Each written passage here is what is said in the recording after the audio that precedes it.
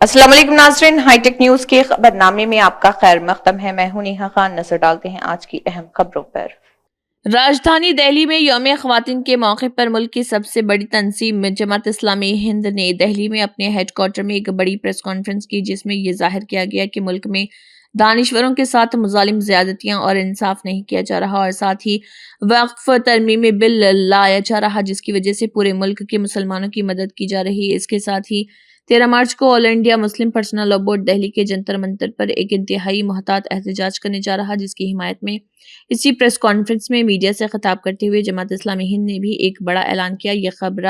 खबर बराह रास्त दिल्ली से आपके लिए।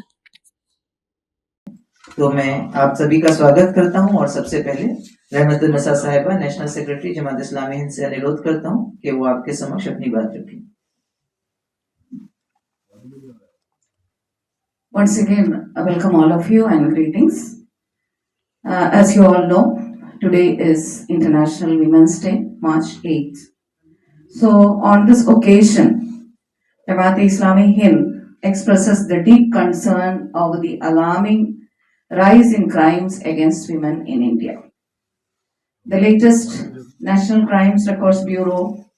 NCRB data shows a shocking 51 cases of crimes against women per 1 lakh women in 2022. Even more distressing is the fact that rape is reported every 10 minutes in the country.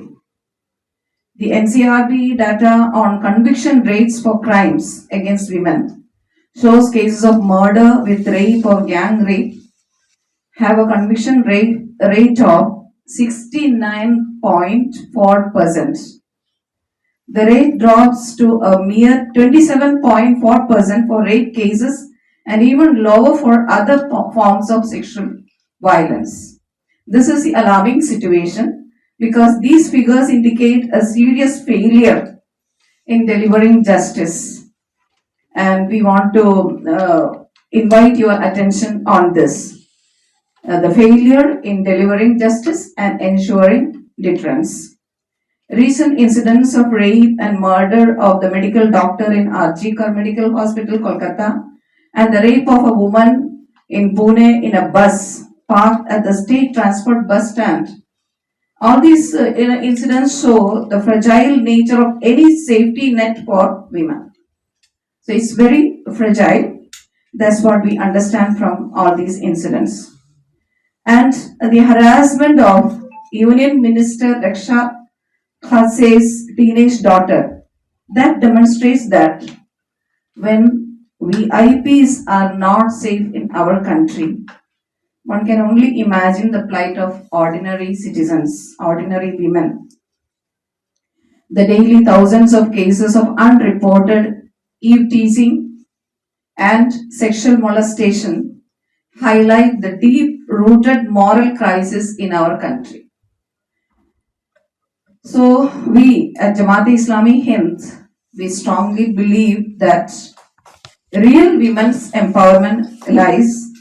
not merely in slogans and promises, but in ensuring their safety, dignity, and a rightful place in society. Laws must be implemented effectively, of course, but beyond that, social reform, societal reform is essential. We need to follow the values, we need to educate on the religious instructions. Like for example, Prophet Muhammad sallallahu alaihi wasallam, peace be upon him, said, "The best among you is the one who has the best morals." So true empowerment begins when women are respected,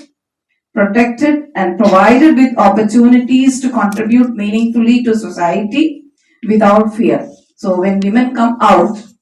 to contribute constructively for the society,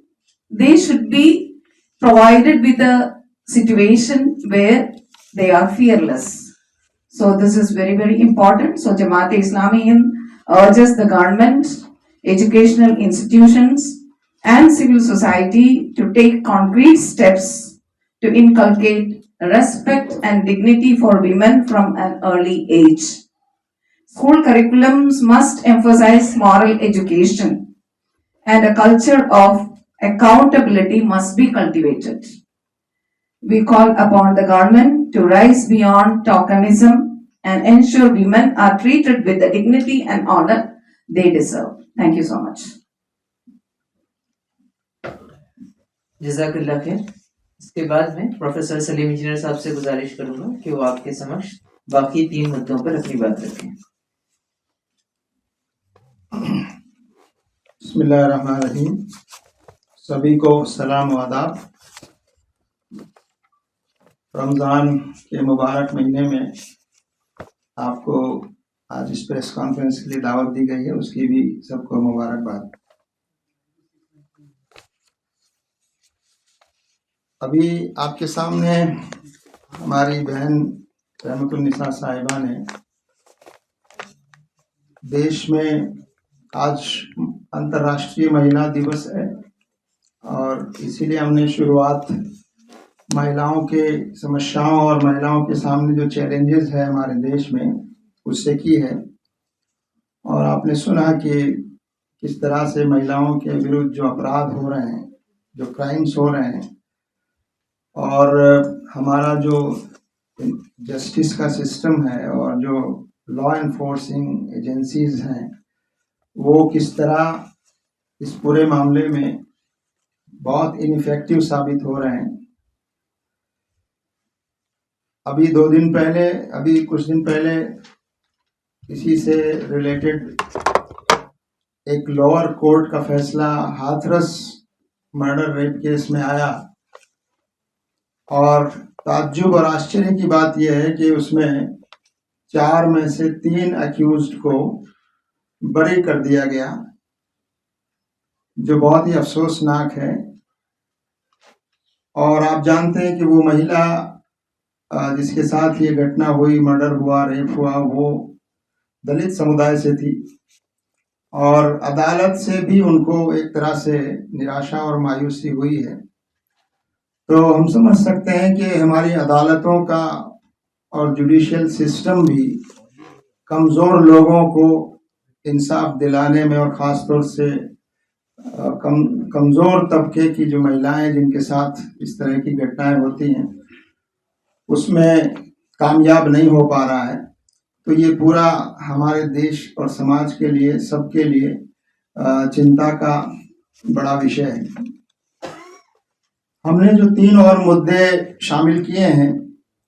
उनमें सबसे ज्वलंत मुद्दा जो है वो वक्फ amendment bill का है। आपको सब मालूम है कि पिछले कुछ महीनों से बराबर वक्फ के बारे में पूरे देश में बहस चल रही है। वक्फ अमेंडमेंट बिल लाया गया पार्लियामेंट में, उसको जॉइंट पार्लियामेंट्री कमेटी को सौंपा गया, उसके हवाले किया गया। जॉइंट पार्लियामेंट्री कमेटी ने लोगों की राय मांगी, लोगों से डिस्कशन किए, ऑर्गेनाइजेशन से और आम लोगों से और जो स्टेक होल्डर्स हैं उनसे। और उसमें बीच बीच में जॉइंट पार्लियामेंट्री कमेटी के जो चेयरमैन और जो उसको कंट्रोल करते हैं उनके रवैये पर भी सवाल उठते रहे, एतराज़ भी होते रहे और आखिरकार 14 अमेंडमेंट्स जो प्रपोज किए गए जेपीसी के ज़रिए से उसको कैबिनेट ने मंजूरी दे दी है। और अब ये अंदेशा है कि वो बिल कभी भी पार्लियामेंट में पास कराया जा सकता है, जैसा कि सरकार जिद पर अड़ी हुई है। और ये पूरी तरह स्पष्ट है कि देश भर का मुसलमान इस अमेंडमेंट बिल को अपने अधिकारों में एक तरह की दखल अंदाजी समझता है जो संविधान में दिए गए हैं माइनॉरिटीज़ को, कि वो अपने रिलीजियस अफेयर्स को इंडिपेंडेंटली मैनेज करें। तो इस बिल में जो अमेंडमेंट्स लाए गए हैं वो अमेंडमेंट पूरी तरह से वक्फ को और ज़्यादा, वक्फ की जायदादों को और ज़्यादा खतरे में डालता है। और इसमें जो वक्फ को जो पावर्स हैं और जो अख्तियारात हैं वो बहुत कम किए गए हैं और इसको इनइफेक्टिव किया गया है। गवर्नमेंट का इंटरफेरेंस बहुत ज्यादा बढ़ाया गया है। इसमें ये अमेंडमेंट बिल भी लाया गया कि नॉन मुस्लिम्स को, जो मुस्लिम नहीं हैं, उनको भी मैंडेटरीली उसमें शामिल किया जाएगा, जिससे ये मैसेज जाता है, जो बहुत गलत मैसेज है कि मुसलमान अपने रिलीजियस अफेयर्स को मेंटेन नहीं कर पा रहे हैं या उसमें ईमानदारी नहीं दिखा पा रहे हैं। ये कि बहुत बड़ा गलत मैसेज है जो कम्युनिटी को दिया जा रहा है। और हम देख रहे हैं कि पूरा उसमें जो वक्फ बाय यूजर्स है उसको भी जिस तरह से यहाँ अमेंडमेंट लाया गया है, और रजिस्ट्रेशन जो प्रॉपर्टीज रजिस्टर्ड नहीं है उनको रजिस्टर कराने के लिए 6 महीने की जो मुद्दत रखी गई है,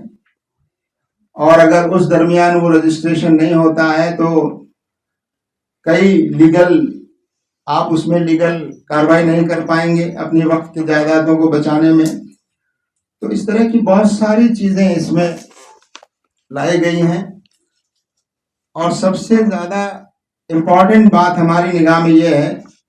कि जब पूरे देश का मुसलमान इसके खिलाफ है, सारे संगठन इसके खिलाफ हैं,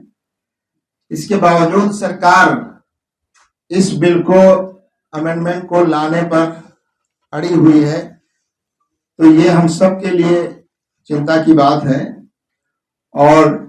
ये बिल अगर आज जिस हालत में है इसी सूरत में पास हो जाता है तो हम समझते हैं कि ये संविधान की जो स्पिरिट है और संविधान में जो अधिकार दिए गए हैं माइनॉरिटीज को, उन अधिकारों पर चोट करने वाला है। तो हम इस मौके पर सरकार से भी कहते हैं कि वो समझदारी से काम ले और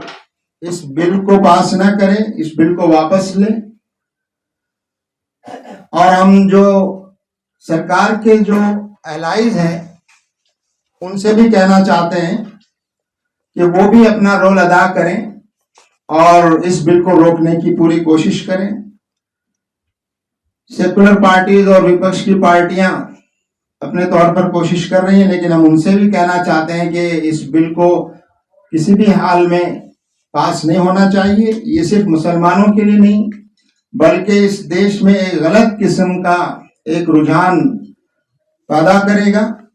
और एक असुरक्षा की भावना जो आज मुसलमानों में पैदा होगी इस बिल के पास हो जाने से, वो और दूसरी जगह पर फैलेगी। हम पहले भी कहते रहे हैं कि सरकार इस पहले किसानों के बारे में इस तरह का बिल लेकर आई थी और दावा ये था कि हम किसानों के भले के लिए बिल ला रहे हैं। वो बिल पास भी करा लिया गया, कानून भी बन गए, लेकिन जिनकी भलाई के लिए बिल लाया गया था वो खुद नाराज थे और उन्होंने पूरे देश में प्रदर्शन किए और आखिरकार सरकार ने उस पास हुए बिल को वापस लिया बगैर किसी शर्त के। तो ऐसी सिचुएशन आने से पहले हम सरकार से कहना चाहते हैं कि सरकार इस बिल को वापस ले और जो मौजूदा बिल है उसको ईमानदारी के साथ इफेक्टिवली इम्प्लीमेंट करे और वक्फ की जो जायदादें हैं, जो सरकार की जायदाद नहीं है बल्कि वो लोगों के दिए हुए दान हैं, लोगों की दी हुई जायदादें हैं, जो लोगों की अपनी जायदादें थी वो वक्फ की गई हैं। और उसके लिए जो सिस्टम बनाया गया है हमारे संविधान में, उसको कमजोर ना करें। इससे मुल्क में, समाज में एक किस्म के अविश्वास का वातावरण पैदा होगा और राजनीतिक फायदों के लिए, सरकार में बने रहने के लिए या वोट्स को पोलराइज करने के लिए इस तरह की चीजों को करना हम समझते हैं कि ये बहुत ही नुकसानदेह है कि आप राजनीतिक फायदे के लिए और सत्ता में बने रहने के लिए या अपने वोटर्स को कंसोलिडेट करने के लिए इस तरह के इश्यूज को इस तरह हैंडल करते हैं और अपनी पार्लियामेंट की ताकत की बुनियाद पर आप कोई भी बिल पास करा लेना चाहते हैं। जैसा कि आपको मालूम है कि all India Muslim Personal Law board ने 13 मार्च को जंतर मंतर पर इस बिल के विरोध में एक प्रदर्शन करने का, धरने का ऐलान किया है। जमात इस्लामी हिंद उसको सपोर्ट करती है और Jamaat Islami Hind All India Muslim Personal Law Board के इस ऐलान के साथ और इस प्रदर्शन में भी शामिल होगी। इसके साथ ही अगर ये बिल खुदा न खास्ता सरकार अपनी जिद पर अड़ी रहकर इसको पास कराती है तो फिर जितने कानूनी रास्ते मौजूद हैं, जितने लीगल रास्ते मौजूद हैं, कॉन्स्टिट्यूशनल रास्ते मौजूद हैं, डेमोक्रेटिक और पीसफुल रास्ते जो हो सकते हैं दबाव बनाने के, वो सारे अपनाए जाएंगे और इस बिल को वापस पास न होने की पूरी कोशिश न सिर्फ जमात इस्लामी हिंद करेगी बल्कि मुस्लिम समुदाय और दूसरे संगठन सब मिलकर इसको अंजाम देंगे। तो हम सरकार से आखिर में ये अपील करना चाहते हैं कि अभी भी वक्त है और समझदारी से काम लें और इस बिल को वापस लिया जाए। दूसरा मुद्दा जो है हमारे सामने वो इकोनॉमिक डिस्पैरिटी का है कि आर्थिक असमानता जो हमारे समाज में बढ़ती जा रही है और अभी जो रिपोर्ट आई है ब्लूम वेंचर्स की वो बहुत चौंकाने वाली है। हालांकि पिछली रिपोर्ट की तस्दीक भी करती है वो, और लेकिन इस रिपोर्ट में जिस तरह से बात कही गई है कि हमारी जो बेसिक नीड्स है उसके अलावा जो दूसरे रिसोर्सेज हैं, दूसरी चीजें हैं इस्तेमाल की,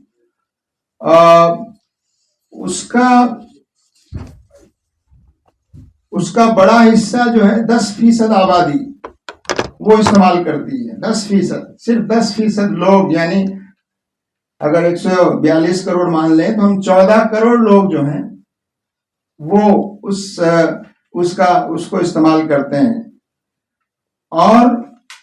23% जो रिसोर्सेज हैं वो 1/3 जो 2/3 तो पूरा 10% लोग इस्तेमाल करते हैं और 1/3 जो है वो 23% लोग इस्तेमाल करते हैं और बाकी जो है वो बाकी जो बचे हुए लोग हैं उनको कुछ भी हासिल नहीं होता। इससे अंदाजा हम कर सकते हैं, जो पिछली रिपोर्ट थी ऑक्सफैम की उसमें भी बताया गया था कि 1% लोगों के पास 73% वेल्थ है और जो लास्ट पुअरेस्ट 50% है उनके पास 1% रिसोर्सेज हैं। तो जमात इस्लामी हिंद इस इकोनॉमिक डिस्पैरिटी पर शुरू से चिंता जताती आई है और हम समझते हैं कि ये पॉलिसी मैटर है और ये पॉलिसीज की कमी की वजह से ऐसा हो रहा है। जमात इस्लामी हिंद बराबर कहती रही है कि ऐसी पॉलिसीज बनाई जाए इकोनॉमिक जो इंक्लूसिव हो और जिसमें तरक्की और प्रॉस्पेरिटी वो सब लोगों तक पहुंचना उसका जरूरी है। बजट के मौके पर भी जमात इस्लामी हिंद बराबर इस तरफ सरकार का ध्यान दिलाती रही है कि वो वेलफेयर पर और सोशल सेक्टर पर, हेल्थ पर, एजुकेशन पर और लोगों की बुनियादी जो जरूरतें हैं उन जरूरतों पर बजट का बड़ा हिस्सा खर्च करने की तरफ बराबर जमात इस्लामी हिंद तवज्जो दिलाती रही है। इसी तरह हम ये भी कहना चाहते हैं कि टैक्सेशन का जो सिस्टम है वो प्रोग्रेसिव टैक्सेशन और सोशल सेक्टर में ज्यादा खर्च और वेलफेयर के मेजर्स उस पर ज्यादा खर्च करने की तरफ तवज्जो देने की जरूरत है और खास तौर से जो डिप्राइव्ड क्लासेस हैं उनमें दलित्स हैं, बैकवर्ड क्लासेस हैं, माइनॉरिटीज और खास तौर से मुसलमान, इनकी इकोनॉमिक कमजोरी को एड्रेस करने के लिए खुसूसी मेजर्स लेने की जरूरत जमात इस्लामी हिंद महसूस करती है। तो हम ये समझते हैं कि ये जो जिस रुख पर हमारा मुल्क इकोनॉमिकली जा रहा है ये बहुत खतरनाक रुख है और अमीर और ज्यादा अमीर होते जा रहे हैं, गरीब और ज्यादा गरीब होते जा रहे हैं और दौलत बढ़ तो रही है, लेकिन वो दौलत कुछ बहुत कम लोगों के पास जमा हो रही है और बाकी लोगों को बुनियादी जो जरूरियात हैं, बेसिक नीड्स हैं, वो भी उनको मयसर नहीं आ रहे हैं। आखिरी जो इशू हमने लिया है वो मुल्क में पिछले दिनों कम्युनल हेट्रेड और वायलेंस की जो घटनाएं जगह जगह हुई हैं, वो हम सब के लिए और ज्यादा चिंता की बात है। इसमें खासतौर से महाराष्ट्र, मध्य प्रदेश और गुजरात, और यहाँ पर जिस पैमाने पर डिमोलिशंस किए गए हैं और बायस तरीके से किए गए हैं और सेलेक्टेड डिमोलिशंस हैं, और डिमोलिशंस का पैटर्न देखेंगे तो वो मुस्लिम कम्युनिटी को खासतौर से टारगेट किया गया है। यहाँ तक के रिलीजियस प्लेसेस भी उसमें शामिल हैं जिनको एनक्रोचमेंट और दूसरी इरेगुलरिटीज बताकर उनको डिमोलिश किया जा रहा है। तो मुल्क में एक खास किस्म का माहौल बनाने की कोशिश की जा रही है और मुल्क के मुसलमानों की तस्वीर को एक ऐसी तस्वीर बनाने की कोशिश की जा रही है ताकि उनके खिलाफ नफरत फैलाना और आसान हो जाए, और ये इसी हेड का एजेंडा है। इन डिमोलिशंस के जरिए से और जिस तरह के सर्वे आजकल हो रहे हैं उससे ये बताने की कोशिश की जा रही है कि मुस्लिम कम्युनिटी के लोग इन्फिल्ट्रेटर्स हैं, घुसपैठिए हैं, गैर कानूनी तौर पर यहाँ बहुत सारे लोग आकर रहने लगे हैं और एनक्रोचमेंट से जोड़ा जा रहा है कि गोया सारा एनक्रोचमेंट जो है वो मुस्लिम कम्युनिटी कर रही है। तो ये जो दो लेबल्स लगाकर एक नफरत के एजेंडा को आगे बढ़ाया जा रहा है कि एनक्रोच करने वाले और इलीगली बहुत सारे मुसलमान इस मुल्क में रह रहे हैं, ये एक नफरत का एजेंडा है जिसको आगे बढ़ाने की कोशिश हो रही है। और आप देख रहे हैं ट्रेन्स में और कहीं मध्य प्रदेश का जो वाकया हुआ है काउ स्लॉटर के नाम पर, क्लाउस उनका इल्जाम लगाकर, और किस तरह पुलिस की मौजूदगी में और पुलिस की कस्टडी में उनके साथ जो सलूक किया गया वो बहुत ज्यादा अफसोसनाक है। यानी लोगों ने तो एक्स्ट्रा जुडिशियल जो एक्शंस हैं लोगों के, जिनके जो पुलिस उसको देख भी रही है और पुलिस के सामने लोग ऐसा कर रहे हैं, और फिर पुलिस कस्टडी में भी ब्रूटैलिटी हो रही है और पुलिस कस्टडी में भी उनको गलत तरीके से उनके साथ सलूक किया जा रहा है, उनसे नारे लगवाए जा रहे हैं गलत किस्म के। तो ये बताता है कि स्टेट जो है जिसका काम लॉ एनफोर्स करना है, जिसका काम कानून का निफाज है, वो अगर हेट एजेंडा का हिस्सा बन जाए या बनने लगे तो ये इससे ज्यादा और अफसोस की बात क्या हो सकती है। तो ये हम कहना चाहते हैं पूरे देशवासियों से आपके माध्यम से कि ये जिस तरह से हेट का एजेंडा आगे बढ़ाया जा रहा है और जिस तरह एक समुदाय विशेष और मुसलमानों के खिलाफ जिस तरह नफरत का माहौल पैदा किया जा रहा है, अभी आपने अलवर में देखा कि वहां साइबर क्राइम्स के नाम पर पुलिस वहां जिस तरह से राजस्थान की पुलिस घरों में घुस रही है बिना नोटिस के, बिना आप कोई गाइडलाइन और जो कानून और जाब्ते बनाए गए हैं उन जाब्तों का ख्याल किए बगैर रात को 2 बजे, सुबह 6 बजे बिना इत्तला के दरवाजा तोड़कर, दीवार तोड़कर और लोगों की प्राइवेसी को डिस्टर्ब करके आप घरों में घुस रहे हैं, और फिर जांच के नाम पर, छानबीन के नाम पर, छापे के नाम पर कि यहाँ हमको खबर मिली है कि यहाँ क्राइम यहाँ से कॉल हुआ है, यहाँ से फला हुआ है। लेकिन जो कायदे कानून जाब्ते पुलिस को किसी के घर में घुसने के बनाए गए हैं, अगर खुद पुलिस ही उनको तोड़ेगी तो आखिर लॉलेसनेस जो है वो खुद पुलिस पैदा कर रही। और अलवर में तो बहुत दर्दनाक वाकया हुआ है कि इमरान नाम के एक शख्स के घर में पुलिस सुबह 6 बजे, आप देख सकते हैं 6 बजे कितनी जल्दी होता है, अंधेरा होता है, 6 बजे पुलिस पीछे के रास्ते से दाखिल होती है और उसकी बीवी को जब वो मुखालफत करती है, विरोध करती है, तो उसको पकड़ के बाहर कर दिया जाता है और पुलिस चारपाई पे चढ़ जाती है और जिस चारपाई पे चढ़ती है वो 1 महीने की बच्ची जो है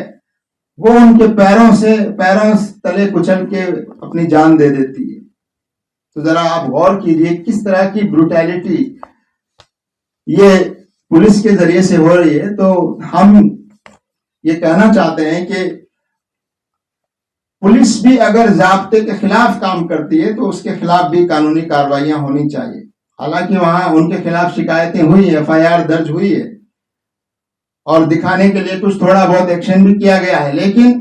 उनके खिलाफ कोई ऐसी कार्रवाई नहीं हुई जिससे लगे कि पुलिस ने जो इतना गलत काम किया है और जिस तरह का बर्ताव किया गया है,